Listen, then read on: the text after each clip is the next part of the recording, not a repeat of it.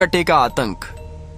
एक छोटे से गांव का से जिसका नाम था कतुलिस्तीवा। ये गांव के लोग बहुत खुशहाल जीवन जीते थे, लेकिन फिर एक दिन सब कुछ बदल गया। गांव में रात के समय अजीब घटनाएं होने लगी। पशु डर कर भागने लगे। धीरे धीरे गांव वालों को महसूस होने लगा कि कोई अनजानी परछाई अब गांव में मंडराने लगी है। एक रात गांव के उत्तर दिशा में बने एक घर से चीख की आवाज आई। लोग दौड़े, लेकिन जब वहां पहुंचे तो वहां केवल एक बच्चे की लाश मिली। उसके चेहरे पर भय की छाप थी, मानो वह मरते समय भी कुछ कहना चाहता हो। धीरे धीरे गांव में फैल गई एक भयानक अफवाह। एक सरकटा आदमी रात को गांव में आता है। वो हर रात किसी घर का दरवाजा खटखटाता है और जो बच्चा बाहर आता है वह फिर कभी नहीं लौटता। लोग इसे अंधविश्वास मानकर नजरअंदाज करने लगे, लेकिन फिर एक और बच्चा मारा गया, फिर एक और। अब यह सिलसिला हर रात का बन गया। हर रात जैसे ही घड़ी 12 बजती, गांव में सन्नाटा फैल जाता। हर घर का दरवाजा बंद कर दिया जाता। ठक ठक ठक ठक कोई जोर जोर से किसी घर का दरवाजा पीटता। उसके बाद बस चीख सुनाई देती और फिर सन्नाटा। सुबह गांव के चौराहे पर एक और मासूम की लाश पड़ी होती। गांव वालों का धैर्य अब टूट चुका था। एक सुबह वे सब मिलकर पास के थाना पहुंचे। उन्होंने इंस्पेक्टर रवि सिंह को सब कुछ बताया। इंस्पेक्टर ने पहले इसे मजाक समझा। अरे भूत वूत कुछ नहीं होते, किसी सिरफिरे कातिल का काम होगा। गांव वालों ने बच्चों की तस्वीरें, घटनाओं का क्रम और सबूत दिखाए। इंस्पेक्टर थोड़ा गंभीर हुआ और कहा, ठीक है, आज रात मैं खुद गाँव में पहरा दूंगा। अगर सच में कुछ है तो सामने आएगा। रात करीब 12:15 पर इंस्पेक्टर रवि गांव पहुंचा। गांव शांत था, मगर आसमान में काले बादल थे। हवा चल रही थी और हर तरफ डर का माहौल। तभी ठक ठक ठक ठक एक कच्चे घर का दरवाजा जोर से पीटा गया। इंस्पेक्टर ने अपनी बंदूक उठाई। अचानक एक परछाई सामने आई। बिना सिर वाला आदमी